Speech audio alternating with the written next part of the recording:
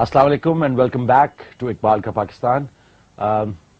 ہمارا شو آج اس کا 5th ایپیسوڈ چل رہا ہے اور ہم نے ابھی تک جو ہسٹوریکل بیک گراؤنڈ ڈسکس کی کہ جہاں سے اقبال کا آلموسٹ جنم جس کو کہتے ہیں ہو رہا ہے اور he is evolving into a poet, philosopher and historian.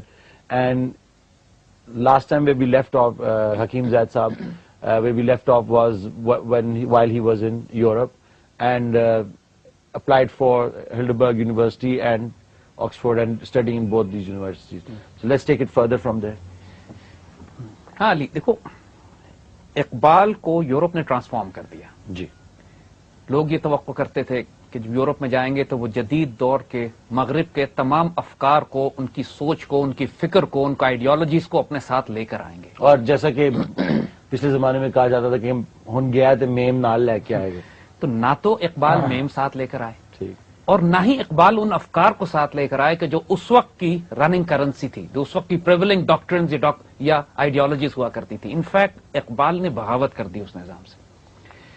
ان کے جو یورپ کے پیریڈ ہیں اس کو آپ مختلف حصوں میں تقسیم کر سکتے ہیں. ایک طرف تو اقبال کا ایز اے اسٹوڈنٹ انہوں نے جو زندگی گزاری, and this was perhaps the golden age of Iqbal. یعنی اقبال زندگی کے آخری سانس تک اپنے آپ کو ڈسکنیکٹ نہیں کر سکے اس وقت سے جو انہوں نے یورپ میں گزارا تھا, خاص طور پہ جرمنی میں اور کیمبرج کی جو ادبی حلقوں میں اور محفلوں کو جو انہوں نے گزارا تھا. بیکاز کوئی معاشی ذمہ داری نہیں تھی, بھائی سارا خرچ اٹھاتے تھے, سارے فائنانسز ان کے دے ور ٹیکن کیئر آف. تعلیم کی طرف زور تھا, فوکس تھا. یہ وقت تھا کہ جب ان کی انٹلیکچولی اور اسپرچولی فلفلمنٹ ہو رہی تھی اپنے اس حلقے کی وجہ سے کہ جو ان کے آس پاس موجود تھا. استاد اچھے ملے ہوئے تھے, کولیگز اچھے تھے. And Iqbal had very spiritual relationship with two profound personalities, Atiya Faizi and Emma Wegenast, جن کی وجہ سے ان کی زندگی میں ایک رنگ آ گیا تھا. یعنی he was happy, he was very bright, he was very chirpy, he was very یہ ان کا ایک پرسنل لائف ایک بلڈ اپ ہو رہا تھا اقبال کا. مگر دوسری طرف وہ ایک مغرب کے معاشرے کو اتنے غور سے دیکھ رہے تھے, اس پوری تہذیب کو کہ جس تہذیب میں صرف جسم کی طرف توجہ تھی اور روح خالی تھی, اس کے اندر سے ویکیوم تھا, تاریکی تھی, اور لوگ سکون کی تلاش میں اس تہذیب میں اس وقت اس طرح پریشان پھر رہے تھے کہ Iqbal saw that and he was thrown back کہ یار اگر مغرب کی اس گلیمر اور ڈیزل کے پیچھے اتنی تاریکی چھپی ہوئی ہے کہ انسان کو کھانے کے لیے دوڑ رہا ہے, انسان کو سوائے روپے اور پیسے کے کسی چیز کے علاوہ تولتا نہیں ہے, محبت, پیار, درگزر, معافی, صدقہ, خیرات, یتیموں, بیواؤں, مسکینوں کی مدد کرنا, وہ تمام کیفیات اس معاشرے میں تباہ و برباد اور ختم ہو چکی ہیں. اور جو مغرب کی ڈاکٹرنز ہیں, چرچ کو اسٹیٹ سے الگ کرنے کے بعد جو کہ ایک وحشتناک چہرہ نکل کر سامنے آیا ریاست کا کہ جو اپنے مقاصد کی حصول کے لیے اربوں کروڑوں انسانوں کو قتل کروا سکتی ہے اور جس کے لیے انسان کیڑے مکوڑوں سے زیادہ حیثیت نہیں رکھتے, یہ دیکھ کر اقبال پر ایکچولی دہشت طاری ہو گئی. ہی ریجیکٹڈ دس آل کہ no, I don't want to be part of it. اور تیسرا فیز جو اقبال کی پرسنالٹی میں آیا وہ ان کی personal spiritual fulfilment and realisation تھی کہ فرام این انڈین نیشنلسٹ, جس میں کسی حد تک انڈین نیشنلزم کے جرمز تھے, جیسے اترانا ہندی جانے سے پہلے لکھ کر گئے تھے, he radicalized into an Islamic pan Islamist. یعنی کیمبرج میں ایک اسلامک سوسائٹی ہوا کرتی تھی اقبال کے پہنچتے ہی, یہ بیج ان کے اندر پہلے ہی موجود تھے. جیسے ہی وہ اقبال پہنچے وہاں پہ انہوں نے اس سوسائٹی کا نام تبدیل کر کے پین اسلامک سوسائٹی کر دیا. پرابلی غیر شعوری طور پر کیا ہوگا کیونکہ اس وقت تو اقبال کے شروع کے دن تھے, لیکن یہ چیز ان سے کروائی گئی. جس طرح 1907 کی نظم کے بارے میں پچھلی دفعہ ہم نے بات کی تھی, انہوں نے 1931 میں جا کے کہا کہ مجھے نہیں پتا کہ کس نے مجھ سے لکھوائی ہے یہ نظم, مجھ سے لکھوائی کس نے, کیونکہ 1907 میں وہ یہ بات کر رہے ہیں کہ میں نے فرشتوں سے یہ بات سنی ہے کہ وہ شیر جس نے رومن امپائر کو الٹ دیا تھا وہ شیر اب دوبارہ زندہ ہوں گے, اور وہ مسلمان تہذیب اور سویلائزیشن کی بات کر رہے تھے. تو یہ 3 حیرت انگیز ود ان اقبال 3 دنیا چل رہی تھی. ایک طرف وہ مغرب کا انالیسس کر رہے تھے, ایک طرف ان کی پرسنل لائف تھی جس کے اندر وہ بہت مطمئن اور خوش تھے اس نظام میں, اس تعلیم میں, اس کولیگ میں, اور تیسری طرف وہ ایک انقلابی, ایک ریولوشنری کے طور پر بلڈ ہو رہے تھے. یہ تینوں پروفاؤنڈ ڈیولپمنٹس اقبال کی ساتھ ساتھ ہوتی ہیں. اینڈ بائی 1908 جب ان کی تعلیم مکمل ہو جاتی ہے اور وہ واپسی کا سفر کرتے ہیں تو یہ سارے ایکسپریشنز ان کے وجود میں بڑا پرومیننٹلی نظر آتے ہیں. ایک طرف he was extremely sad to leave Germany, اور ان کے جو 1907 اور 8 کے بعد جو کرسپونڈنس ایما ویگناس کے ساتھ ہوئی ہے اس سے لگتا ہے کہ یہ بہت دکھی تھے وہ. مطلب آبویسلی عطیہ فیضی کے ساتھ ان کے ریلیشن شپ بہت اچھے ریلیشن شپ تھے, اور اپرنٹلی ان کے جو خاصے ریسرچرز نے اقبال پہ کام کیا دے ریچڈ اے کنکلوژن کہ probably they wanted to get married also. اچھا. لیکن ان کے آپس میں فرق اتنا تھا, یعنی دونوں کے خاندانی بیک گراؤنڈ میں, وہ ایک بہت اعلیٰ ترین خاندان سے تھیں, آزاد خیال تھیں, اس زمانے کی خاتون کے لیے یورپ میں اکیلے گھومنا بہت بڑی بات تھی. اور اقبال اپنی تمام تر جدیدیت کے ساتھ ایک اپنی مشرقی روایات کے حامل فرد تھے, اپنی کنزرویٹو ویلیوز کو سنبھال کے رکھنے والے تھے. اور جو انقلاب ان کے وجود میں برپا ہو رہا تھا, جس سوشل سٹیٹس سے اقبال آئے تھے, اور جو مشن اور ڈیوٹی ان کے سامنے تھی, اس میں ان کو اندازہ تھا کہ عطیہ فیضی ایک دوست کی حیثیت سے, ایک سول میٹ کی حیثیت سے, ایک رازدار مشیر کی حیثیت سے تو شاید ایک اچھا کردار ادا کر سکیں گی, اور کرتی نہیں باقی عمر میں بھی, لیکن ایک بیوی کی حیثیت سے ان کا رول اس مشن میں فٹ نہیں ہو رہا تھا. So Iqbal had to face 2 personal losses. یعنی he had one option, he had to get married to Athiya Faizi. He could not. He did not because of the mission. And second option was perhaps he could get married to Emma Wagenast. And still he could not get married because again وہ ان کے mission کو damage کرتا. اور یہ 2 personal sacrifices Iqbal نے دی Europe میں. 1908 میں جب وہ جہری جہاز میں بیٹھ کر واپس انڈیا کی طرف آ رہے تھے تو سسلی کے جزیرے کے پاس سے گزرے. اب سسلی کا ایک ایسا جزیرہ ہے میڈیٹرینین میں, اٹلی کے پاس, کہ جو لوگ کم جانتے ہیں لیکن کئی 100 سال تک یہ مسلمانوں کا مرکز رہا ہے. سسلی ہے, سائپرس ہے, روڈز ہے, یہ تمام آئلینڈ جو Mediterranean used to be a Muslim lake. There was a time جب خیر الدین باربروسا جو عثمانی امیر البحر تھے, اور لفظ امیر البحر سے انگلش ورڈ ایڈمرل نکلا ہے, تو امیر البحر جو یہ تھے اس پورے خطے میں مسلمان بحری بیڑا اس طرح پیٹرول کرتا تھا کہ تمام یورپین پاورز کی جرت نہیں ہوتی تھی کہ میڈیٹرینین میں باہر نکلیں. اور میڈیٹرینین کے بڑے بڑے نام آج بھی, جبرالٹر سے شروع کریں آپ تو جبرالٹر بیسیکلی جبل الطارق ہے. مارسیلز کی جو پورٹ ہے فرانس میں, دیٹس مارسے علی, یہ ایک عرب نام کے اوپر ہے. تو اسی طرح بہت سارے نام جو ہیں وہ سارے ابھی بھی عرب نام ہیں اس کے. تو سسلی جس کو سقلیہ کہا جاتا تھا عربک میں, اور علامہ اقبال نے اس پر نظم بھی لکھی سقلیہ کے نام سے, لیکن جب سسلی کے پاس سے گزرے تو اقبال رو پڑے. یعنی ہم وہ پوئم سنانا چاہیں گے یہاں پر کہ جو اقبال نے سسلی کے پاس سے گزرتے ہوئے کہی, اور اس سے آپ اندازہ کیجئے کہ 1908 میں جب وہ واپس آ رہے ہیں تو ان کی کیا اسپرچل ٹرانسفارمیشن ہو چکی ہے. کہتے سسلی کے پاس سے جب گزرے تو جہاز میں یہ شاعری کی, ہے تیرے آثار میں پوشیدہ کس کی داستان, ہے تیرے آثار میں پوشیدہ کس کی داستان, تیرے ساحل کی خاموشی میں ہے انداز بیان. تیرا ساحل جو خاموش ہے وہ کچھ کہہ رہا ہے مجھ سے, درد اپنا مجھ سے کہہ میں بھی سراپا درد ہوں. سسلی سے کہہ رہے ہیں کہ تم اپنا دکھ مجھ سے شیئر کر لو کہ میرا دل بھی دکھ سے بھرا ہوا ہے. جس کی تو منزل تھا میں اس کارواں کی گرد ہوں. وہ قافلہ جو قافلہ حجاز جو نکلا تھا پہلے, جس نے جا کے تمہیں قبضہ کیا تھا, میں بھی اس کی ایک ڈسٹ, ایک خاک ہوں, اس کے جز ہوں. رنگ تصویر کہن میں بھر کے دکھلا دے مجھے, پرانی تصویر میں دوبارہ رنگ بھرو اور مجھے کہانی سناؤ کہ ہوا کیا تمہارے ساتھ. قصہ ایام سلف کا کہہ کے تڑپا دے مجھے, پرانی داستان مجھے سناؤ تاکہ میں بھی روؤں. پھر میں تیرا تحفہ سوئے ہندوستان لے جاؤں گا, میں تمہارا تحفہ جو تم مجھے داستان سناؤ گے اپنی, میں ہندوستان لے کے جاؤں گا. یہاں خود روتا ہوں وہاں اوروں کو رلاؤں گا. بیوٹیفل, ماشاءاللہ, جسٹ امیزنگ. یعنی اقبال سسلی کے پاس سے گزرتے ہوئے روتے ہیں, یہاں خود روتا ہوں, ہندوستان میں اوروں کو رلاؤں گا. اور یہ بڑی ان کی کوالٹی تھی کہ وہ بہت رکت آمیز, بادشاہی مسجد میں جب وہ اپنی پوئٹری سناتے تھے, یہاں اور جہاں بھی جلسوں میں جا کے, تو لوگ دھاڑے مار مار کے روتے تھے. دس از دا بیوٹی آف اٹ, کہ جب ایک انسان کا دل خود نرم ہوتا ہے, خود اس کی آنکھیں ہر وقت گیلی رہتی ہوں, تو ممکن نہیں ہے کہ اس کی انرجیز اور اس کی فورس فیلڈ سے آپ متاثر نہ ہوں. اقبال دیکھنے میں آپ کو جوشیلے لگتے تھے, معصوم بچے کا دل رکھتے تھے, یعنی کہ وہ ایک innocent man, a moment. That's how we call it moment. We're gonna take a break. Once we come back from the break, ہم آگے چل کے ڈسکس کریں گے کہ اس پیریڈ کے بعد اقبال نے کیا کیا.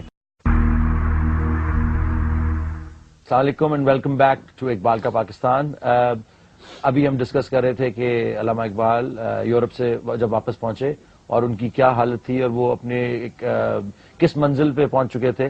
we're gonna take it further with doctor صاحب, اور اسی دوران ہم ایک کال بھی لیں گے, لیکن ہم ڈسکس کریں گے اب اقبال ہندوستان واپس پہنچتے ہیں تو اب ان کا لائے عمل کیا ہے. دیکھیے علی, ہمیں پرسنل ایکسپیرینس ہے یہ، یعنی چند سال پہلے ہمیں موقع ملا استنبول جانے کا، ایونٹ ٹو استنبول، اور وہاں پر وہ خلافت عثمانیہ کا جو جلال اور جمال تھا، توپ کاپی کا وہ محل جس میں خلافت عثمانیہ کے تبرکات ابھی تک رکھے ہوئے ہیں، حضور صلی اللہ علیہ وسلم خلافت راشدہ کے وہ تمام تبرکات جو 1400 سال کی خلافت کے ہیں، پھر وہ استنبول کا وہ شہر، پھر وہ پوری ہسٹری کے سلطان محمد فاتح نے اس کو کس طرح کیپچر کیا، پھر وہ آیا صوفیہ کا وہ گرجا کہ جو جہاں پر رچرڈ دا لائن ہارٹ صلیبی جنگوں میں آنے سے پہلے عبادت کر کے صلاح الدین ایوبی کے خلاف لڑنے کے لیے آیا تھا، اینڈ دین بلو ماسک، سلطان حضرت ابو ایوب انصاری کا مزار کہ جو حضور کے صحابی مدینے میں اور جنہوں نے جا کے حسن دنیا کو فتح کرنے کے لیے پہلے ایکسپیڈیشنز لانچ کیے.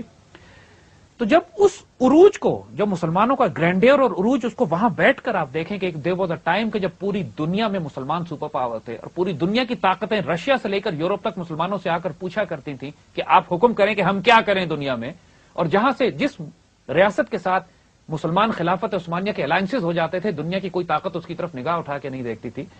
جب یہ سب کچھ، یہ سارا جلال ترکی کا آپ استنبول میں اور ترکی میں جا کے دیکھیں، جب آپ واپس آتے نا تو آپ کا آدھا وجود تو وہیں رہ جاتا ہے.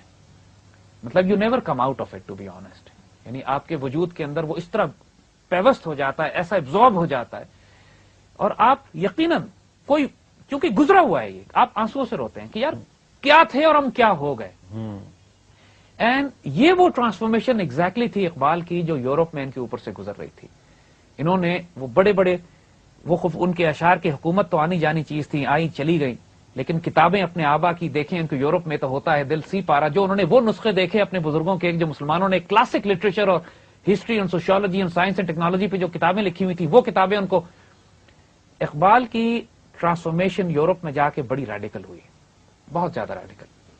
وہ ایک رومانٹک آئیڈیالوگ، تھنکر، فلاسفر کے طور پر واپس آئے، اور اس کی جو معراج تھی وہ آپ کو سسلی، جو ہم نے سسلی کے پاس سے گزرتے ہوئے انہوں نے جو خود بھی روئے اور اوروں کو بھی رلایا واپس آنے کے بعد. مگر as nature would have it, Iqbal کی طبیعت میں، ان کی تربیت میں بیلنس لانے کے لیے، دیکھیے ہم سمجھتے یہ ہیں کہ اگر اقبال کا وہی ایموشنل اپ ہیول قائم رہتا تو شاید اقبال مجذوبیت کی طرف چلے جاتے. اقبال میں ہیو بیکم اے مسٹک کہ جو پریکٹیکل لائف سے شاید الگ ہو جاتے. مگر وہ اس قدر رومانٹک پیریڈ تھا ان کے لیے، یورپ کا وہ قیام اور اس کے اندر ان کی ڈیولپمنٹ ہو رہی تھی. مگر یس، یورپ میں وہ پریکٹیکل تھے.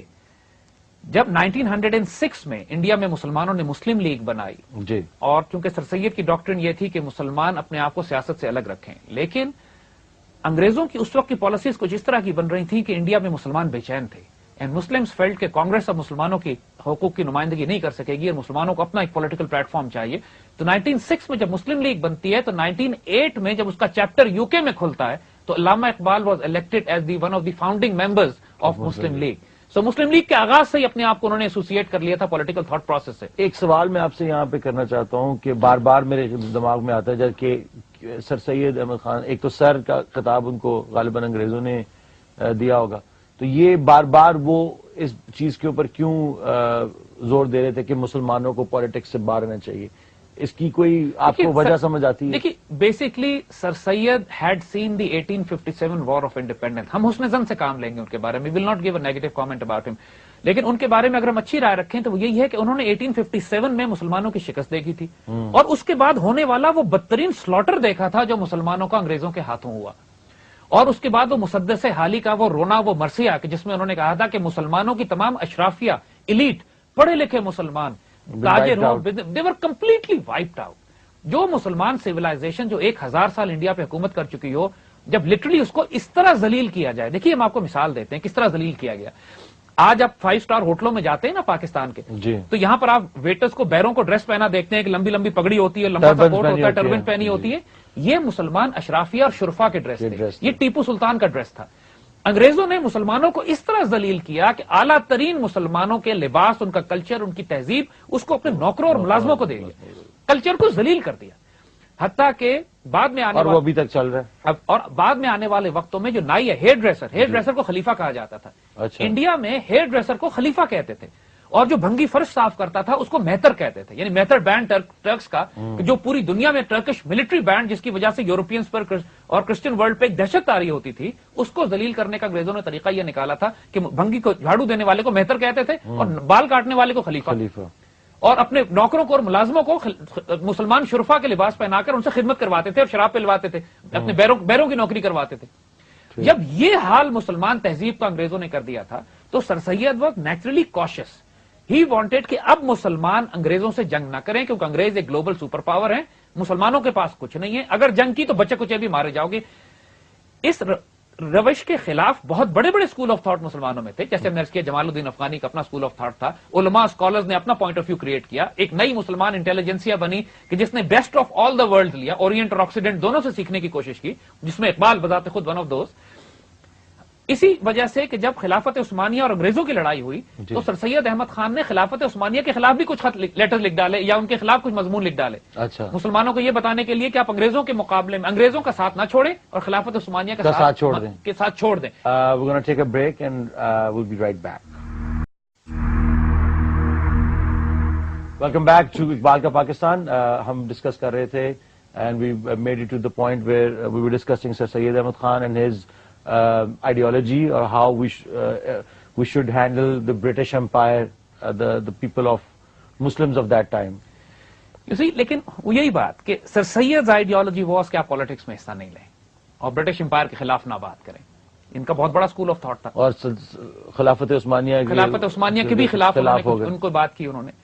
لیکن مسلمانوں نے خاص طور پر انگریزوں کی کچھ حرکتیں اس طرح کی تھیں، خاص طور جب پارٹیشن آف بنگال کی بات انہوں نے کی، انگریزوں نے بنگال کو پارٹیشن کیا اور اس پہ ہندوؤں نے طوفان برپا کر دیا، حالانکہ مسلمانوں کو سوٹ کرتا تھا پارٹیشن آف بنگال.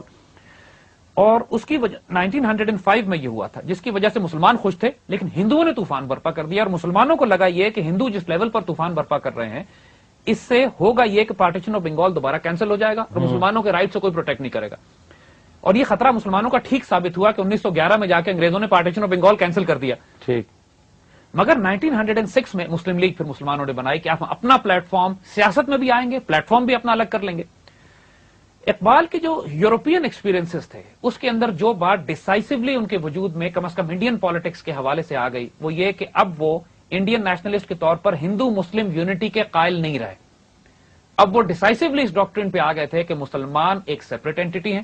اگر انہوں نے اپنی شناخت قائم رکھنی ہے، اپنے حقوق لینے ہیں، کوئی رائٹس لینے ہیں تو اس کے لیے ان کو الگ پلیٹ فارم چاہیے اور یہ الگ قوم کی حیثیت سے بات کریں گے انگریزوں سے بھی اور ہندوؤں سے بھی. سو ٹو نیشن تھیوری بنیادی طور پر علامہ اقبال نے یورپ میں اڈاپٹ کر لی تھی.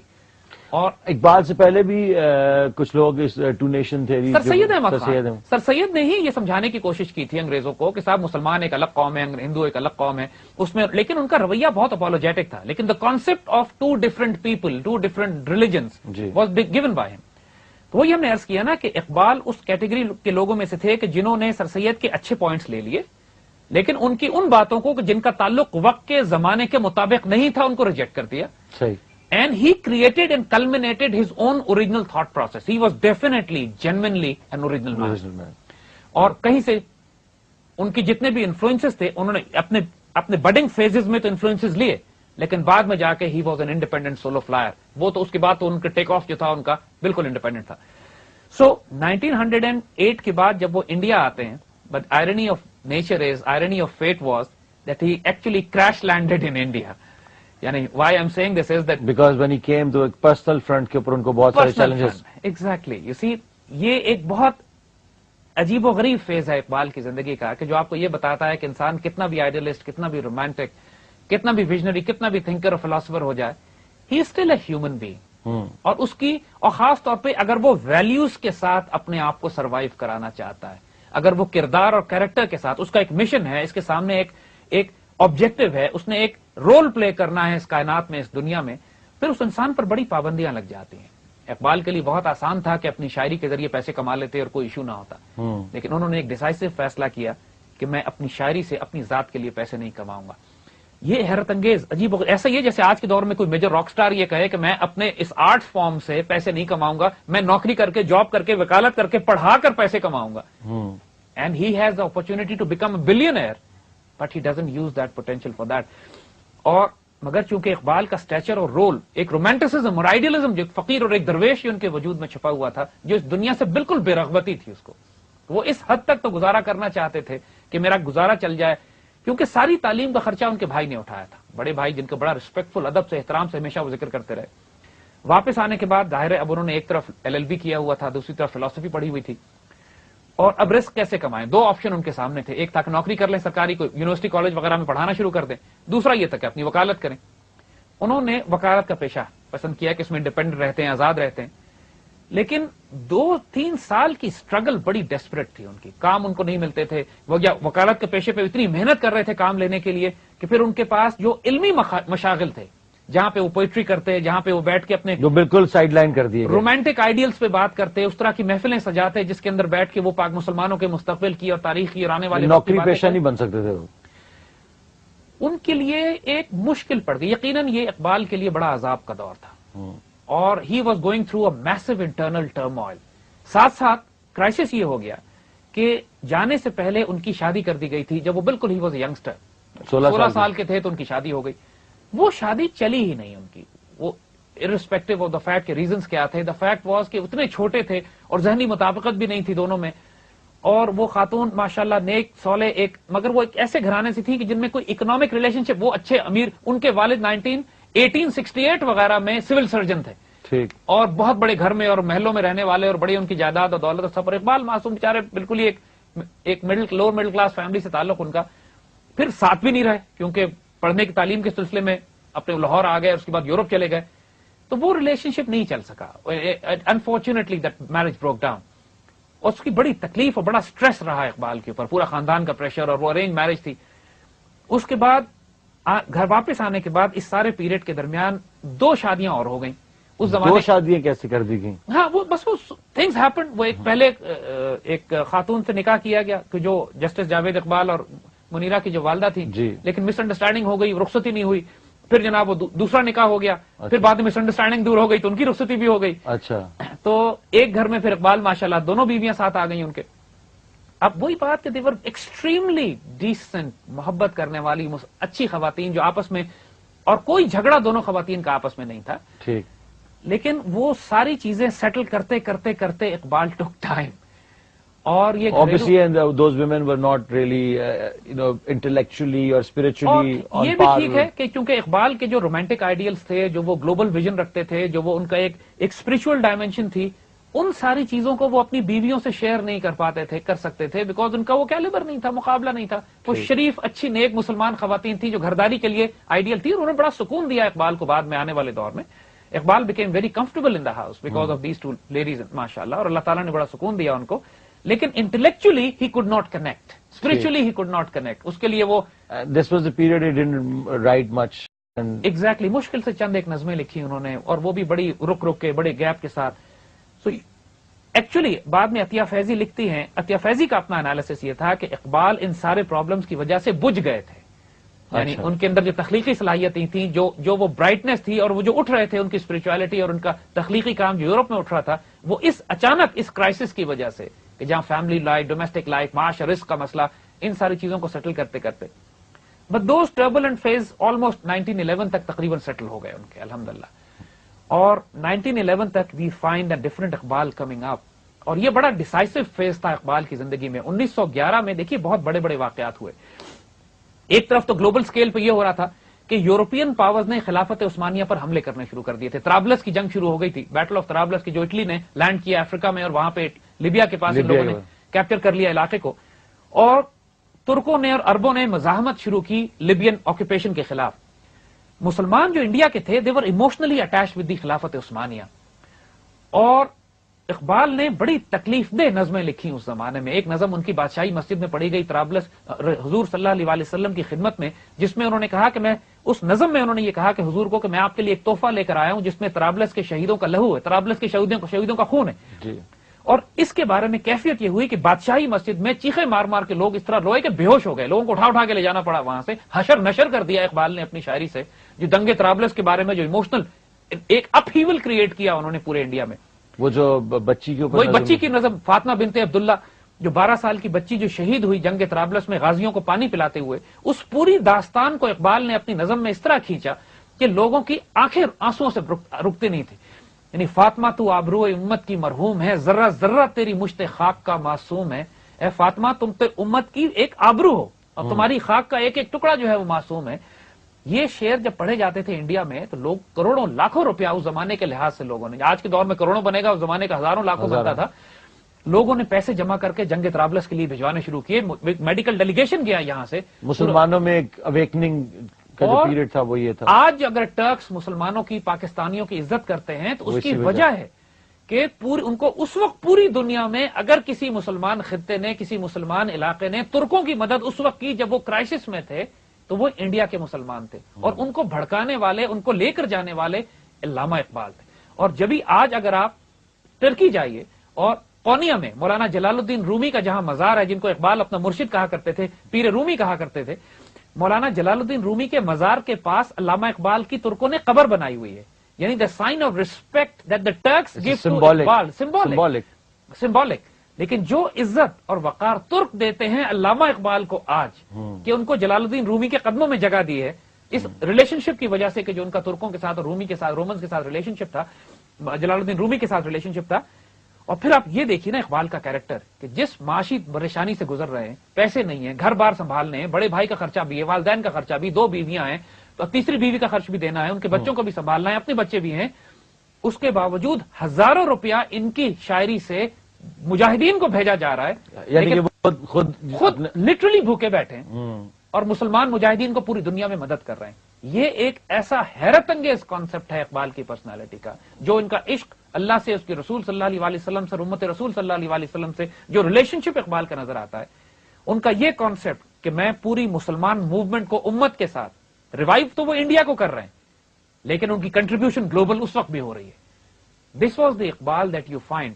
اور یہ وہ پیریڈ تھا دیکھیے کہ 1911 میں, کہ جب مسلمان اتنے دکھ میں تھے اور تکلیف میں. This was the time when Iqbal wrote his epic masterpiece شکوہ.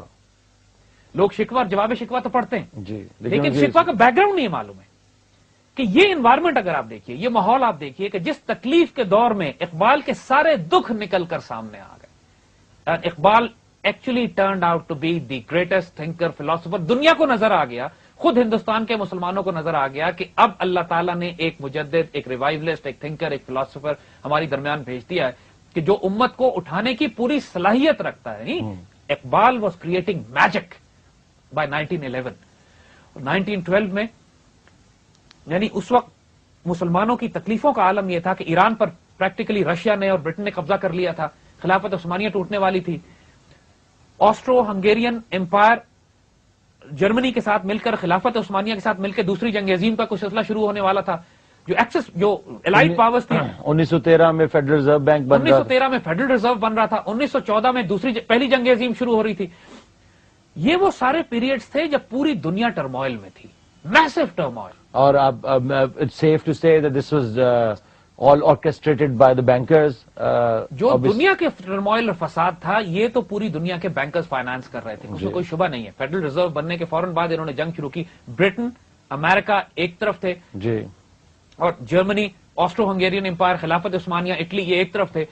اور جو جنگیں خورے شروع ہونے والی تھی پوری دنیا کے تصادم اور فساد میں, اقبال کے لیے یہ پیریڈ چونکہ مسلمان دنیا تکلیف میں تھی, it was a period for ہم, پرسنل پین فار ہم آلسو. یورپ میں انہوں نے ریجیکٹ کر دیا تھا سسٹم کو, اور وہ ہی سیڈ کہ یہ آئی ڈیناؤنس آل دیٹ اسٹف, اس پوری سسٹم کو اور اس پورے کلچر کو. 1931 میں جب انہوں نے کیمبرج کے اسٹوڈنٹ سے بات کی, کہا کہ 1907 میں 1907 میں جو اقبال نے جو پوئٹری کہی تھی, جو خود اقبال نے کہا کہ مجھے اس پوئٹری کی سمجھ میں نہیں آئی تھی, لیکن کہا انہوں نے کہ میری ساری پریڈکشن جو 25 سال پہلے مجھے سمجھ میں نہیں آئی تھی, بعد میں پروو ہونا شروع ہو گئی, starting from the first world war. یعنی پہلی جنگ عظیم میں جس کو انہوں نے کہا تھا کہ وہ ایک ایسا نظام شروع ہوگا اس کے بعد کہ جس میں پوری دنیا میں کفر اور فساد اور وہ جو آئیڈیالوجیز امپلیمنٹ کی جائیں گی, کیپٹلزم کی, کمیونزم کی, ڈیموکریسی کی, ڈکٹیٹرشپ کی, فیمنزم کی, وومن لبرلزم کی, ماڈرن ایجوکیشن کی, وہ جو کچھ امپلیمنٹ ہوگا فرسٹ ورلڈ وار کے بعد, اقبال نے 1907 میں کہہ دیا تھا کہ یہ تہذیب اپنے خنجر سے آپ خودکشی کرے گی. یعنی کہ جنگ کروانے کا مقصد بھی یہی تھا کہ زیادہ سے زیادہ سسٹمز جو امپلیمنٹ کیے جائیں, جو کہ obviously چینج کا جو سسٹم تھا, انہوں نے کہا تھا یہ اس کو انسٹال کرنے کا طریقہ یہی ہے کہ جب سوسائٹیز اپنے ورس اور اپنے ویکسٹ پہ ہوں تو then you can come and install these ideals. یہی ہوتی ہے. we're going to take a break with that note and we're going to come back right after.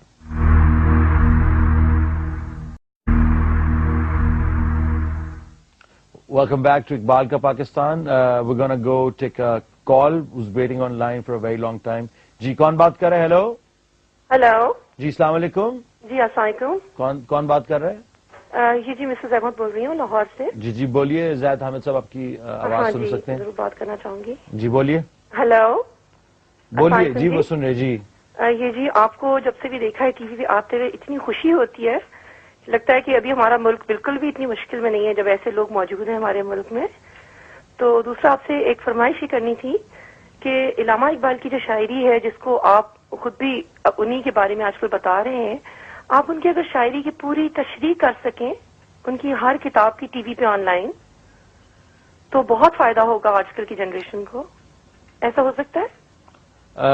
زید صاحب کیا کہیں گے اب اس کے بارے میں؟ جی ہم یہ کریں گے اس لیے کہ ہم نے جو اقبال کی فکر کو اور ڈاکٹرن کو سمجھنا ہے تو اس کے لیے پھر ان کی پروز اور پوئٹری دونوں کو ایکسپلین کرنا پڑے گا, تشریح کرنی پڑے گی اور یہ ہم کریں گے عام لوگوں کے لیے. یہ جو ہمارے اگلے انشاءاللہ کوئی 18-20 پروگرام ابھی باقی ہیں اس سیریز میں, اور we intend to do that انشاءاللہ العزیز. We'll take Iqbal along with us and Iqbal کی روشنی میں, اقبال کی فکر کی روشنی میں ہم پاکستان کو تعمیر کرنے کی کوشش کریں گے انشاءاللہ. اس شو کا بیسک مقصد یہی ہے کیونکہ جیسا کہ آپ یہ بات کر رہی ہیں کہ ہم جن اسکولنگ سسٹم جو کنڈیشننگ ہماری ہو چکی ہے جس ملک میں ہم رہتے ہیں, اقبال کو صرف ایک جیسے کہتے ہیں نا کہ کسی لائبریری کے اوپر ایک تصویر کا حصہ بنا کے رکھ دیا گیا ہے, تو ہم خود ہماری جنریشن بھی جو ہے ان کو کبھی سمجھ نہیں سکی اور کبھی موقع نہیں مل سکا. اور کافی کیونکہ عربک اور پرشین میں پوئٹری تھی اور بہت سارے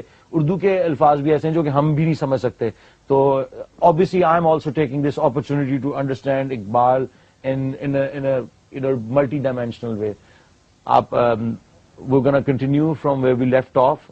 We were at 1914 where the wars were breaking out and یہ دیکھیں اسی طرح جو جیسے ہم نے عرض کیا کہ یہ وہ پیریڈ اقبال کا تھا. 1911 کی ہم بات کر رہے تھے کہ جہاں پہ اقبال نے شکوہ لکھی اور اس کے بعد ان کی وہ تمام شروع کی نظمیں کہ جس میں نظر آتا ترانہ ملی لکھا اقبال نے اسی زمانے میں کہ چین و عرب ہمارا, ہندوستان ہمارا, مسلم ہے ہم, وطن ہے سارا جہاں ہمارا, یعنی پوری دنیا کو اون کر لیا.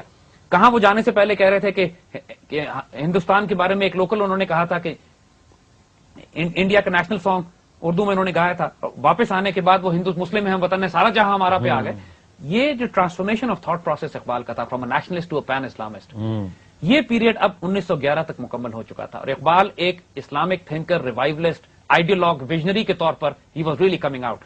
ان کے اس پوٹینشل کو تمام انڈیا کے مسلمانوں نے دیکھا. 1911 کے آخر میں ایک کانفرنس ہوئی دہلی میں جس میں اقبال کو انوائٹ کیا گیا, محمدن ایجوکیشنل کانفرنس تھی, اور جس میں اقبال کو مخاطب کر کے ایک غیر معمولی تقریر کی گئی. ہم وہ تقریر سنانا چاہیں گے یہاں پہ کیونکہ اس سے آپ کو اندازہ ہو جاتا ہے کہ جو رسپیکٹ اور عزت اقبال کو ہندوستان کے مسلمانوں نے دی اس وقت, ایوری بڈی ریئلائز کہ یہ غیر معمولی ہیرا اللہ تعالیٰ نے ہمارے درمیان پیدا کر دیا ہے. Finally there is someone now. Some thought process happening. And people realize کہ my goodness, who is he? Iqbal کو دیکھ کے people were dazzled, fascinated. ان کے والد ان کی سب سے بڑی انسپریشن تھے.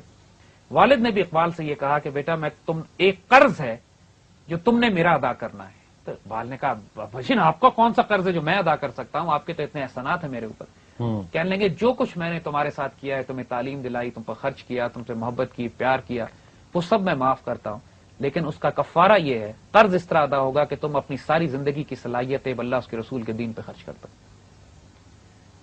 اینڈ دس شک اقبال, کیونکہ اقبال کو جب بھی کوئی کمزوری ہوتی تھی, جب بھی وہ کوئی غلطی کرتے تھے, چھوٹے تھے بچپن میں انہوں نے کچھ غلطیاں کی تو ان کے والد نے جا کے جو ان کے وجود کو ہلا کے رکھ دیا تھا, ان کے والد روئے اقبال کے پاس جا کے اور کہا بیٹا مجھے قیامت کے دن حضور صلی اللہ علیہ وآلہ وسلم کے آگے شرمندہ مت کر دینا. مجھے اگر حضور نے یہ سوال کر لیا کہ میں نے تمہیں ایک بیٹا دیا تھا تربیت دینے کے لیے اور تم نے اس کی تربیت نہیں کی, تو میں تو انبیاء صدیقین شہداء کے سامنے ذلیل ہو جاؤں گا, رسوا ہو جاؤں گا. And this hit Iqbal like a rock, کہ ساری زندگی ان کے سامنے یہ والد سے ایک روحانی تعلق, شدید پیار, والدہ کے ساتھ ان کا اور ماشاءاللہ, لیکن والد ان کے روحانی مرشد تھے, اور والد کے ساتھ ان کا تعلق. اور اقبال کو بار بار قدرت کی طرف سے یہ اشارے دیے جا رہے تھے کہ تم عام کسی کام کے لیے پیدا نہیں ہوئے ہو, یہاں پہ بھی یہ تقریر جو آپ کو بھی سنائی کہ جو 1911 میں شکوہ کے بعد ان کو، اور وہ جو انہوں نے فاطمہ تو آبرو امت کی مرحوم ہے، اور انہوں نے طرابلس کے شہیدوں کے لیے جو نظمیں کہیں، اس کے بعد امت کو جو رلایا، اس کے بعد پیپل کالڈ ہم اپ اینڈ سیڈ کہ اقبال اب تمہاری ڈیوٹی اور ہے. And from then on a different Iqbal emerges with a man with a mad mission, man with junoon, man with دیوانگی. وہ سب کچھ پہلے سے موجود تھا، لیکن وہ تھوڑا سا وہ جو 1908 سے 1910 کے درمیان ایڈمنسٹریٹو لائف سٹائل میں پھنس گئے تھے بیچارے، مگر اس سے ہی came out in 11 and then he took off. اس کے بعد جو But he never practiced after that. نہیں he did، ساری عمر الحمدللہ اپنے ہاتھ سے کمایا انہوں نے، پریکٹس بھی کرتے رہے، کام بھی کرتے رہے، لیکن اس کے باوجود ان کے خرچے پورے نہیں ہوتے تھے، کیونکہ اپنے کام کے حوالے سے اتنے غیرت مند اور خوددار تھے کہ اگر خرچے 2 مقدموں سے پورے ہوتے ہیں تو تیسرا مقدمہ آیا تو اس کو پرے کر دیا، 2 لے کے اپنا کام چلا لیا. لوگ جھوٹے مقدمے لے کر آتے تھے کہ جی میں فلانے پہ مقدمہ کرنا ہے، فلانے پہ مقدمہ کرنا ہے، ہزاروں روپے فیس دوں گا، ان کو اٹھا کے باہر پھینک دیتے تھے. نہیں، مورل ویلیوز کے ساتھ، کیریکٹر کے ساتھ، کردار کے ساتھ. تو اور درویش طبیعت، جو آیا تقسیم کر دیا، جو آیا بانٹ دیا، سب خرچے تقسیم کر دیے، والدین جن کی ذمہ داری ہے پوری کی، باقی پیسے آئے وہ دے دیے، خود دھوتی میں پجامے میں اپنی بنیان میں، مطلب سمپلسٹ پاسبل لائف فارم. اور ان کے دوست ایسے ایسے دوست جو اس وقت کے راجے مہاراجے، پوری دنیا میں عزت اقبال کی. People tried so many Times, تو کہیں سے وظیفہ لگوا دیں، کہیں سے فنڈز آ جائیں، کہ ڈونیشنز آ جائیں، اور اقبال کی غیرت گوارا نہیں کرتی تھی کسی سے فنڈز اینڈ ڈونیشنز لے. وہی بات ہوگی کہ وہ he'll become a court jester or اور یہی بات کہ وہ اس طائر لاہوتی، اس رزق سے موت اچھی جس رزق سے آتی ہو پرواز میں کوتاہی، ان کا موٹو بنا ہوا تھا. اپنے اپنے دوستوں کو بھی ریفیوز کر دیتے تھے کہ جس میں ان کو شک یہ ہوتا تھا کہ شاید ان کی غربت پہ ترس کھا کے کوئی پیسے دے رہا ہو، یا اس کے ان سے پیسے لینے کی وجہ سے میں انڈیٹڈ ہو جاؤں گا، مجھے شاید بعد میں کوئی ان سے. وہ اقبال جس نے پوری قوم کو فقیری اور درویشی اور غیرت کا سبق دینا تھا، وہ اپنی زندگی میں اس کو کیسے پریکٹس نہ کرتا. وہ پہلے اپنے وجود پر اس کو ثابت کرتے اور پھر اپنی زبان سے بات کرتے تو برکت ہوتی ہے. دس از ہاؤ اقبال ایمرجڈ. اسرار خودی اسی زمانے میں انہوں نے لکھنی شروع کی. We're gonna take a break. جب بریک سے واپس آئیں گے تو we're gonna go towards the conclusion.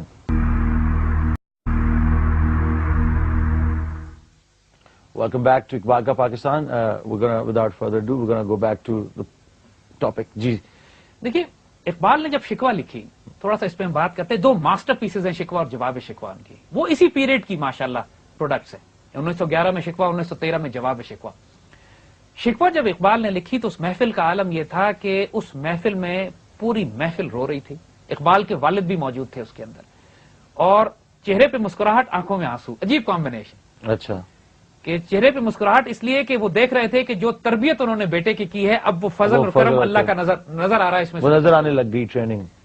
اور آنسو اس لیے کہ جو دکھ مسلمانوں کی حالت زار کا اس میں کھینچا گیا تھا شکوہ میں، وہ اتنا تکلیف دہ تھا کہ پوری محفل روئی اس پہ. ایک ایموشنل سین تھا. جائیں تو صحیح اس وقت میں کہ جب طرابلس میں مسلمان مارے جا رہے ہیں، فاطمہ بنت عبداللہ شہید ہو چکی ہے، مسلمانوں کے خون اس طرح بہایا جا رہا ہے، پوری خلافت عثمانیہ ٹوٹنے والی ہے، اور دکھ کے مارے مسلمان بیٹھے ہیں کہ ہم کیا کریں کہ اپنے مسلمان بھائیوں کی مدد کریں. انگریز حکومت غالب ہے جو مسلمانوں کو ہلنے نہیں دے رہی، خلافت عثمانیہ ٹوٹنے والی ہے، اور اس میں اقبال اللہ تعالیٰ سے رو کر شکوہ کرتے ہیں. اقبال کے شکوے پر بہت تنگ نظر لوگوں نے ان پر کفر کے فتوے بھی لگا دیے، مگر جن لوگوں نے خدا سے کیسے اس طرح اللہ سے کیسے شکوہ کر دی، ایسے کیسے بات کر دی. دیکھیں، ہر انسان اپنے اپنے تعلق کے مطابق اللہ سے بات کرتا ہے. وہ کا ایک ہلکا سا لطیفہ ہے یہاں پر کہ ایک صاحب اللہ سے کھڑے ہو کر روپیہ پیسہ مانگ رہے تھے کہ یا اللہ مجھے روپیہ پیسہ بہت سارے دے دے. تو کسی نے اس کو طنز کیا کہ اللہ سے ایمان مانگنا چاہیے، روپیہ نہیں مانگنا چاہیے. تو اگلے نے کہا کہ تو مانگ ایمان جو تیرے پاس نہیں ہوگا، میرے پاس ہے، میں روپیہ مانگ رہا ہوں اللہ سے. صحیح.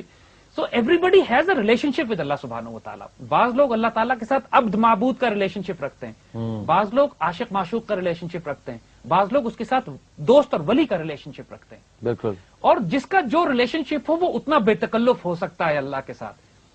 ایک شخص جس کو اللہ نے فاصلے پہ رکھا ہو وہ بے تکلف ہونے کی کوشش کرے تو اس کو مار پڑے گی، اور ایک شخص جس کو اللہ نے قریب کر دیا اور اپنا ولی کہا ہو اور اپنا دوست کہا ہو، وہ اللہ سے بے تکلفی کرے تو اللہ کو بھی پسند آتی ہے یہ بات.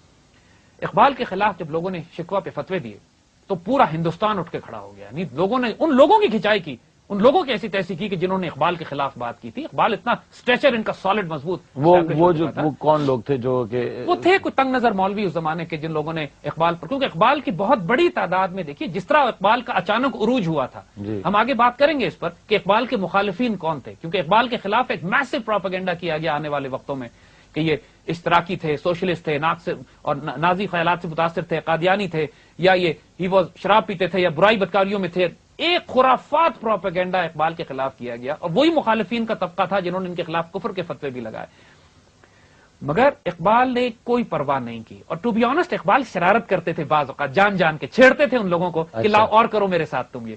His sense of humour was so brilliant. اس تمام چیزوں کے باوجود he was the most fascinating person in terms of sense of humour. ان کی کمپنی میں آپ مسکراتے رہتے تھے، لطیفے، مذاق، لیگ پولنگ جسے کہتے ہیں، اور اتنی خوبصورت کمپنی ان کی ہوتی تھی کہ اپنے شاعری میں، اپنی لطافت میں، اپنی گفتگو میں بخشتے نہیں تھے کسی کو جو قابو آ جائے.